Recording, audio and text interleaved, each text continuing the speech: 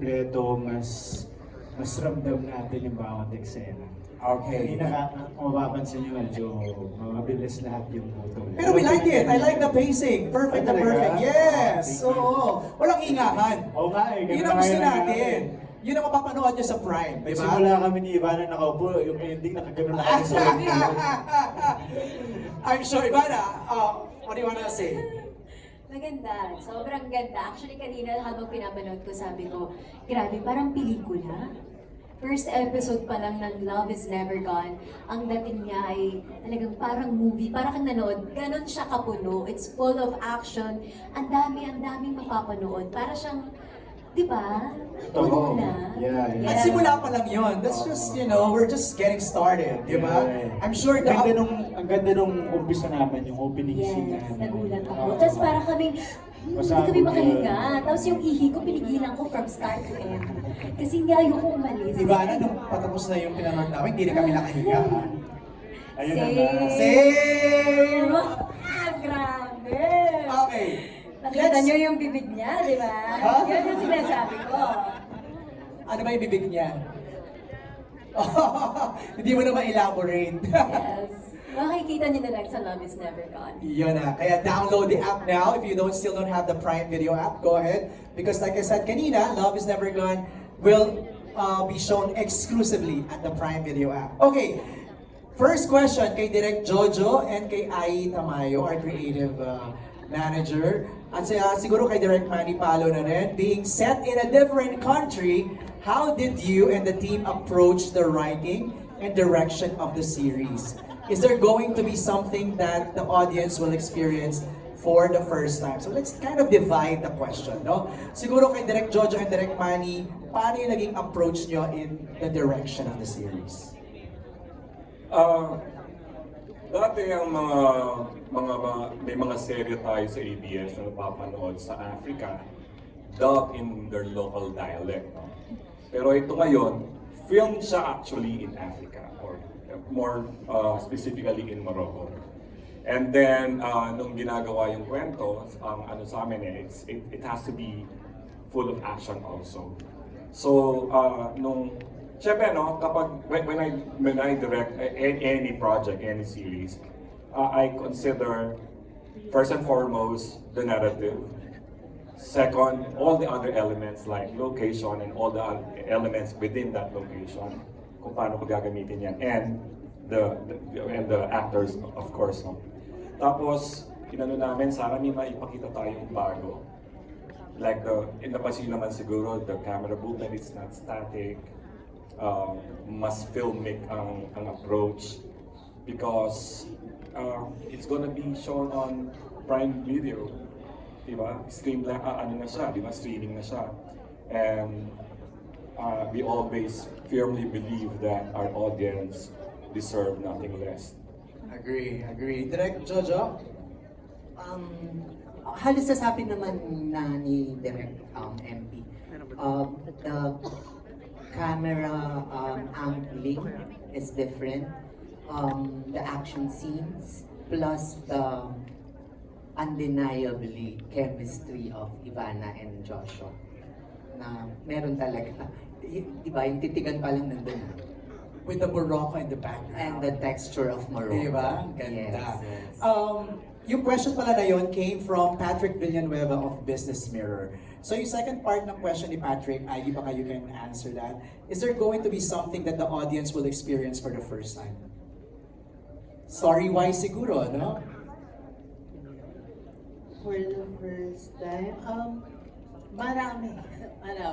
Actually, it's a combination of something old and new, and it's a classic. Kasi syempre kahit na shoot ito sa Morocco, sa bansang hindi pa natin napuntahan, parang it's very important na yung main character na nandun, na Pinoy, ay pinanood natin, nararamdaman pa rin natin yung pagka-Pinoy niya. Right. So, OFWs, di ba, marami. So, parang we resonate with Teo's character, di ba?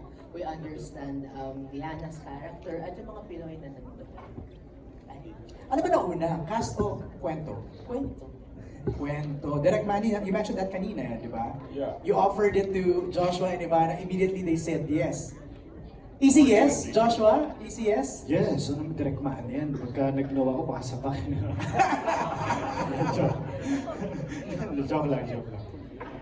Lahat ng ginawa ko sa lahat ng ginawa ni Joshua sa Dreamscape, ako yung director. Hindi siya pwede tumanggi. Oo, yeah. That's why, Ivana, it was an easy yes for you, for sure. Yes, nung Oo. sinabi pa lang Joshua, yes. Hindi. Sinabi, so, nung sinabi yung kwento na it's action, love, sabi ko, yes. Tapos isushoot daw sa abroad. Ay, bongga. First time ko kasi yun eh. Tapos sinabi direct Manny, ay, natakot ako. Tsaka ang ganda ng character mo. Oh, sobra. Gusto mo yun yung parang- Sarap. Kasi parang, Ang dami mong character. diba, ginagawa ko lang siya dati sa vlog. Disguise. Tapos ngayon, nakita ko na siya. Mahirap pala pag tennisin. Ito nga, itong series. Oo, galing. Okay, next question ni Patrick is for Ivana. What was your inspiration coming onto the set in terms of your approach in acting? So, siguro, Patrick is curious kung meron ka bang parang pinag-aralan? Ako ba yan? Sa akin No, ba si yan? Ivana. Okay. Kung meron ka daw pinag-aralan, like ano ba yung naging preparation mo? Tama ba? Ay! Are you interpreting what I Yes, said? yes. Yes. Ganun. Kailangan pala ng Hindi talaga, interpreter. ganyan siya ka Jenny Rose. Okay. Ganyan! Hindi, first scene ko kasi French. Hindi ako marunong mag-French, hindi ako marunong mag-Arabic kasi nag-aral kami sa British school. French, tapos si Direk Manny, syempre natatakot ako kay Direk. Inaaral ko sa hotel, mga 3 araw. Je m'appelle, Ivana. Ganyan. So, inaaral ko talaga kasi ayoko talagang mapagalitan on my first day. Tama. Yes. You have to deliver, di ba? It's very hard kasi iba-ibang character ang kailangan ko ipakita. So, multilingual ka dito. Oo. Nag-French ka. Taga-Arabic, Spanish, English, everything. Wow! Iba din naman. Japanese. May Japanese din? Yes. Lahat talaga, multilingual. Thank you, Ivana. The next set of questions galing naman kay Chedi Grace, ang ating TikTok content creator, to Joshua and Jane coming from your PBB days. Actually, nag-surface yung clips yung nakikita ko online, ha? Where many rooted for you, for your pairing. How was it collaborating again? And what personal or professional growth have you noticed in one another? Naks. Hindi, ano ba? This isn't the first time naman nagka-work kami after BBB, pero it's been a while. First time in a long time. Ito yung first na mahaba natin. Yes, Right? yes. Kasi dun sa nakaraan sa movie, medyo bitin ako eh. Nabitin ako. Nasa 2 araw lang ako doon. Hindi, meron na tayo una. Na saan ka na kailangan kita. O sige na. After After that. ng mahabang panahon, nagkaroon tayo ng Yes. sariling buhay. Ito ulit yung parang... So maraming salamat sa pagpapaunlak. Uy, wala kayo sa PBB house, ha? Pero sarap na kwentuhan niya. Nakikinig lang kami. Go ahead. But me, masaya ako na si Jane ay kasama ko dito. Alam mo yun, kasi nakakatuwa din na ma-reunite ka din sa mga dating ka-housemate mo, di ba, sa PBB. And then, sobrang comfortable na ako sa isa't isa. I don't know why. Bakit nga ba? Eh kasi, marami nang pinagdaanan. Parang si Lara Jean at si Saya. Teo, marami na silang So, pinagdaanan. parang masasabi ko, perfect din yung character natin. Oo. Yeah. From that PBB tandem to another PBB tandem. Let's go to Jay. Naman! Yes! Jay and Fia. Atake! Atake. Ang question ni Chedi is, how does Galing mo doon. how does it feel to step into a major series and share the screen with highly acclaimed performers? Can you talk about what you've learned from working with these actors?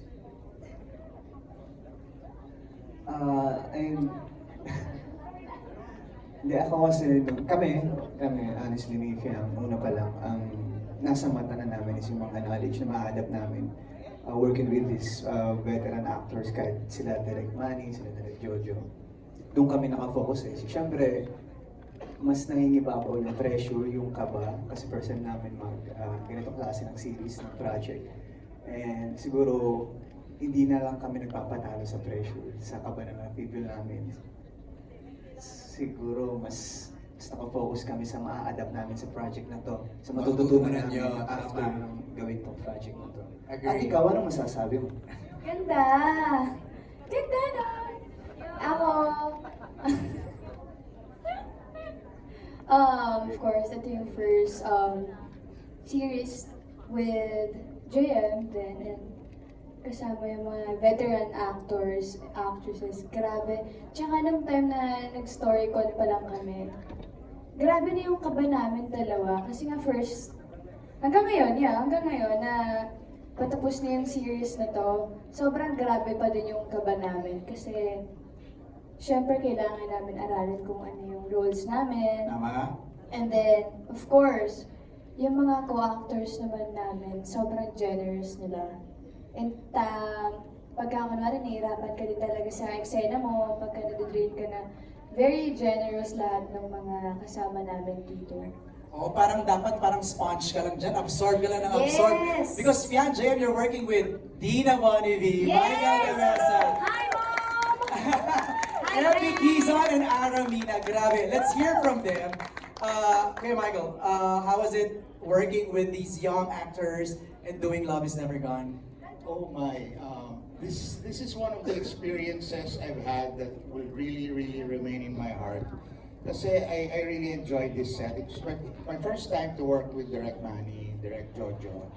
I've worked with Josh, but I've worked with Jane.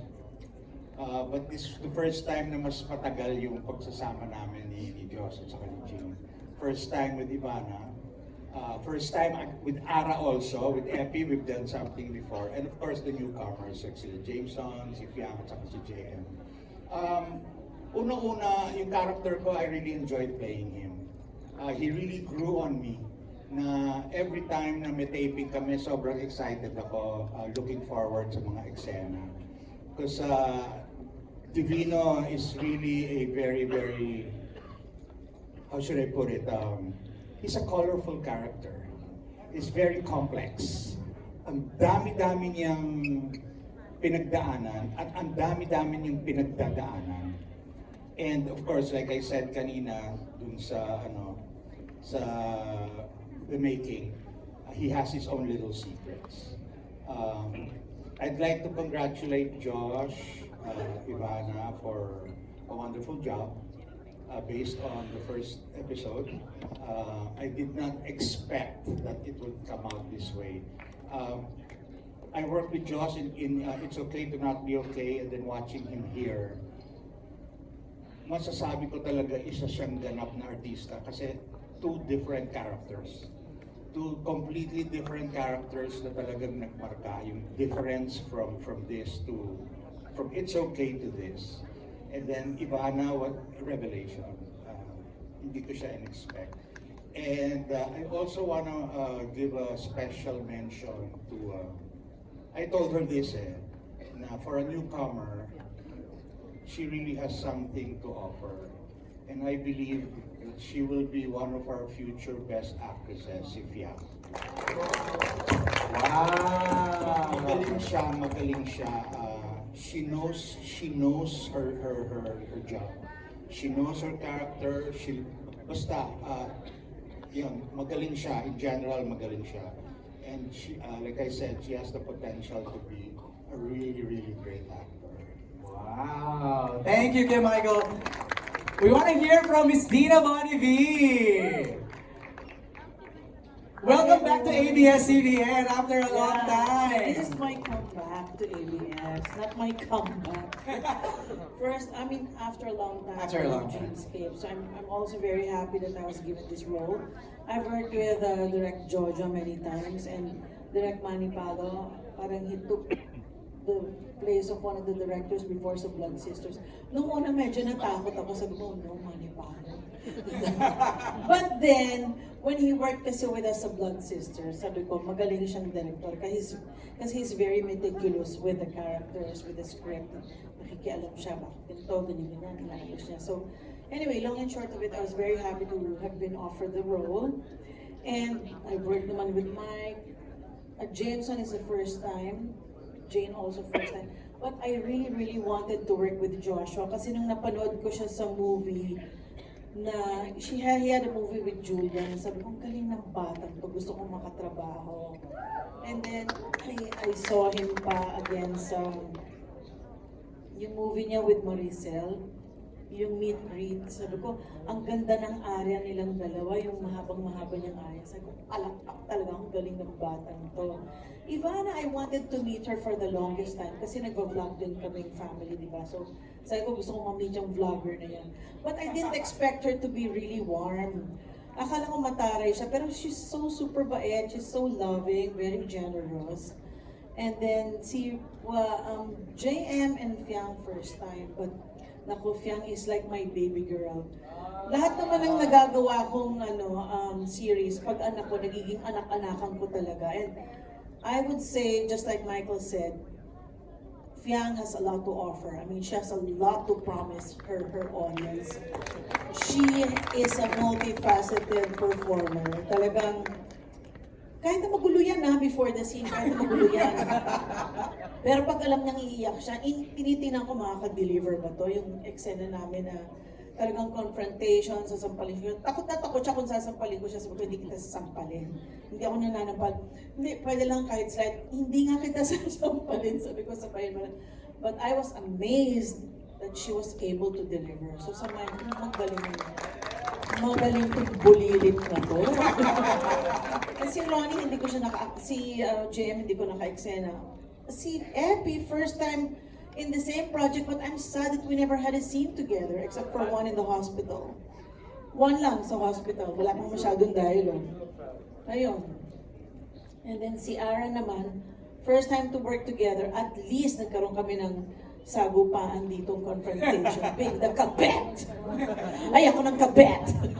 So yun, and si Ivana also is a revelation kasi akala ko si Ivana, vlog lang yan. But then, you know, si Ivana kasi knows how to use her eyes na talagang makes her eyes the windows of her soul. So very, alam niyang gamitin ang mga mata niya. Eh lalo na si Joshua naman talagang maaantig ka sa acting niya eh. Minsan kahit na walang dialogue, presence niya lang, yung mata niya lang, sabi ko, hanip ang batang to. So I'm very proud. And Jameson is my first time to work with him. I'm so happy naman to be his mama. So he's also discovering his skills, but I'm really proud na talagang he's diligent enough to really study his scenes, to know his scenes. Minsan naaawa ko sa kanya kasi lagi siyang galit sa eksena. I mean, yung character niya kasi gano'n. But yung weakness kasi ng character ko, Katarina has also many facets. I love playing the role. I actually played with the role. Minsan meron siyang, basta, kumbaga mayabang siya pag alahera, ganyan-ganyan, mataas, alta, which is type na type yung mga roles na yan, alta. Ayoko ng pool. And then, mahirap kasi mainit pag doon ang shooting ayoko. Pero pagdating nga kay Divino, naiinis ako sa mga pambababae niya. But yet, I'm not so kawawa naman to run after him. Parang, sabi ko nga parang a man who's easily taken is public property and it's not my business to run after something that's publicly owned. I know me. Parang you know yourself. Nakakatuwa. Basta one thing that I really liked about working in this set, parang kaming family. Pag nasa room kami nila, Jane, si Fiang, ang gulo-gulo namin, tawanan lang kami ng tawanan. For the first time, I felt like I wasn't 64. I felt like I was in my 30s or 20s kasi giggling talaga kami, all the mga kilig things ng mga mako. If the walls only had ears. At saka ang sarap sa set na to kasi madalas magpakain ng mga direktor. Yun naman pala. That's a secret. Ang dalas magpakain, ang sarap naman magluto ni Direk Jojo. Ay, grabe. So, bonggang-bongga na nakasama ko sa project na to. At sana may next. Yun. Makakain uli ako. Thank you, Miss Dina. Grabe. Floating on cloud 9 si Fiang, si Ibarra.